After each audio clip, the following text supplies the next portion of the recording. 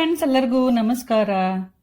ಇವತ್ತು ಸತ್ಯನಾರಾಯಣ ಪೂಜೆಗೆ ಪ್ರಸಾದ ಹೇಗೆ ಮಾಡೋದು ಮತ್ತೆ ಅದಕ್ಕೆ ಏನೆಲ್ಲ ಸಾಮಗ್ರಿ ಬೇಕು ಅಂತ ನೋಡೋಣ. ಈ ಪ್ರಸಾದದ ರೆಸಿಪಿ ಇಷ್ಟ ಆದರೆ ಲೈಕ್, ಶೇರ್, ಕಮೆಂಟ್ ಮಾಡಿ. ಇಲ್ಲಿವರೆಗೂ ಯಾರಾದರೂ ನಮ್ಮ ಚಾನಲ್ ಅನ್ನು ಸಬ್ಸ್ಕ್ರೈಬ್ ಮಾಡಿಲ್ಲ ಅಂದರೆ ಪ್ಲೀಸ್ ಸಬ್ಸ್ಕ್ರೈಬ್ ಮಾಡಿ. ಹೊಸ ವಿಡಿಯೋಗಳ ನೋಟಿಫಿಕೇಶನ್ಗಾಗಿ ಬೆಲ್ ಐಕನ್ ಅನ್ನು ಪ್ರೆಸ್ ಮಾಡಿ. ಪ್ರಸಾದ ಮಾಡಲು ಬೇಕಾಗುವ ಸಾಮಗ್ರಿಗಳು: ಬಾಳೆಹಣ್ಣು, ಹಾಲು, ಚಿರೋಟಿ ರವೆ ಅಥವಾ ಬಾಂಬೆ ರವೆ, ಸಕ್ಕರೆ ಮತ್ತು ತುಪ್ಪ. ಈ ಪ್ರಸಾದಕ್ಕೆ ಏಲಕ್ಕಿ ಅಥವಾ ಡ್ರೈ ಫ್ರೂಟ್ಸ್ ಹಾಕಬಾರ್ದು, ಬರೀ ಈ 5 ಸಾಮಗ್ರಿಗಳನ್ನು ಮಾತ್ರ ಹಾಕಬೇಕು.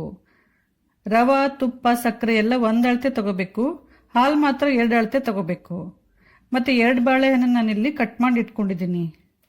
1 ಅಳತೆ ರವೆಗೆ 2 ಅಳತೆ ಹಾಲು ತಗೋಬೇಕು. ಈ ರೆಸಿಪಿಗೆ ಬೇಕಾಗುವ ಸಾಮಗ್ರಿಗಳು ಮತ್ತು ಅದರ ಮೆಜರ್ಮೆಂಟ್ ಅನ್ನು ಡಿಸ್ಕ್ರಿಪ್ಷನ್ ಬಾಕ್ಸ್ ಅಲ್ಲಿ ಹಾಕಿದ್ದೇನೆ. ಫಸ್ಟ್ ಒಂದು ಕಡಾಯಿ ಬಿಸಿ ಮಾಡಿ, ಆಮೇಲೆ ಅದರಲ್ಲಿ 3 ರಿಂದ 4 ಸ್ಪೂನ್ ತುಪ್ಪ ಹಾಕಿ, ನಂತರ ಕಟ್ ಮಾಡಿದ ಬಾಳೆಹಣ್ಣು ಹಾಕಿ, ಗ್ಯಾಸ್ ಅನ್ನು ಸಿಮ್ಮಲ್ಲಿ ಇಟ್ಬಿಟ್ಟು ಬಾಳೆಹಣ್ಣನ್ನ 2 ನಿಮಿಷ ತುಪ್ಪದಲ್ಲಿ ಚೆನ್ನಾಗಿ ಫ್ರೈ ಮಾಡಿ. ತುಂಬಾ ಹೊತ್ತು ಫ್ರೈ ಮಾಡಬಾರ್ದು, ಬರೀ 2 ನಿಮಿಷ ಫ್ರೈ ಮಾಡಿದ್ರೆ ಸಾಕು.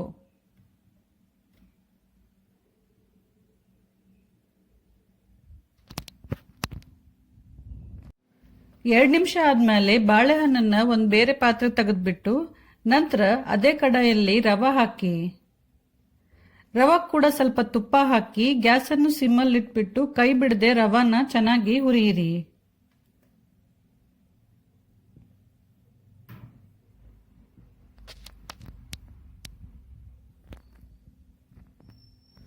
ಫ್ರೆಂಡ್ಸ್, ತುಪ್ಪ ಮತ್ತು ಸಕ್ಕರೆನ ನಿಮ್ಮ ಇಷ್ಟದ ಪ್ರಕಾರ ಸ್ವಲ್ಪ ಹೆಚ್ಚು ಕಡಿಮೆ ಹಾಕೊಂಡ್ರು ತೊಂದರೆ ಇಲ್ಲ.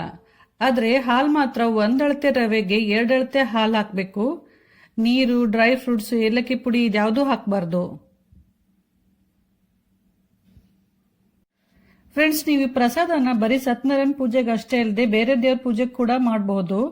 ನಾನು ಹೆಚ್ಚಾಗಿ ಇದನ್ನ ಸಾಯಿಬಾಬಾ ಪೂಜೆ ಮಾಡಿದಾಗ ನೈವೇದ್ಯ ಮಾಡಕ್ಕೆ ಈ ಪ್ರಸಾದನೇ ಮಾಡಿರ್ತೀನಿ. ಎಲ್ಲಕ್ಕಿಂತ ಇಂಪಾರ್ಟೆಂಟ್ ಅಂದ್ರೆ ನಾವು ಭಕ್ತಿಯಿಂದ ಪ್ರೀತಿಯಿಂದ ಮಾಡಿದ್ರೆ ಅವಾಗಲೇ ಪ್ರಸಾದ ತುಂಬಾ ರುಚಿಯಾಗುತ್ತೆ.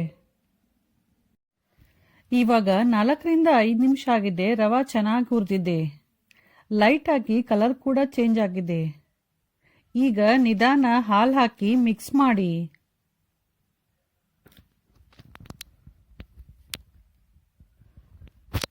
ಫ್ರೆಂಡ್ಸ್, ಈ ಸ್ಟೇಜ್ ಅಲ್ಲಿ ನೀವು ಸ್ವಲ್ಪ ಕೂಡ ಕೈ ಬಿಡಬಾರ್ದು, ಮಿಕ್ಸ್ ಮಾಡ್ತಾನೆ ಇರಬೇಕು.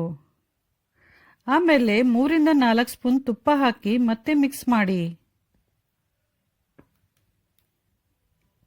ಹಾಲೆಲ್ಲ ಇಂಗಿ ಸ್ವಲ್ಪ ಗಟ್ಟಿ ಆದ್ಮೇಲೆ ಸಕ್ಕರೆ ಹಾಕಿ ಮಿಕ್ಸ್ ಮಾಡ್ತಾನೆ ಇರಿ. ಗ್ಯಾಸು ಸಿಮ್ಮಲ್ಲೇ ಇರಬೇಕು, ಮಿಕ್ಸ್ ಮಾಡ್ತಾನೆ ಇರಬೇಕು.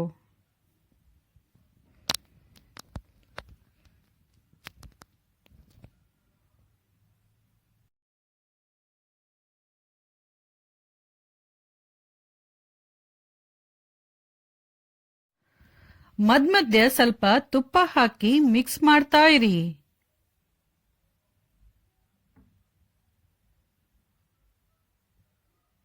ಒಂದು 2 ರಿಂದ 3 ನಿಮಿಷದ ನಂತರ ಪ್ರಸಾದ ಗಟ್ಟಿ ಆಗ್ತಾ ಬರುತ್ತೆ. ಆವಾಗ ಮತ್ತೆ ಇನ್ನೊಂದು ಸ್ವಲ್ಪ ತುಪ್ಪ ಹಾಕಿ ಕೈ ಆಡಿಸ್ತಾನೆ ಇರಿ.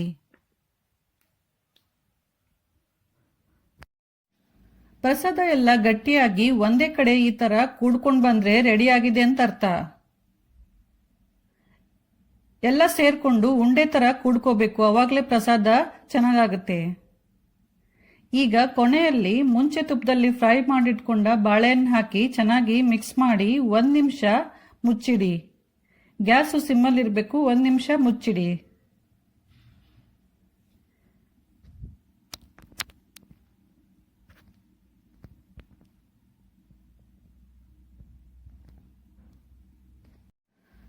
ಒಂದು ನಿಮಿಷದ ನಂತರ ಲಿಡ್ ಓಪನ್ ಮಾಡಿ ಎಲ್ಲ ಚೆನ್ನಾಗಿ ಮಿಕ್ಸ್ ಮಾಡಿ.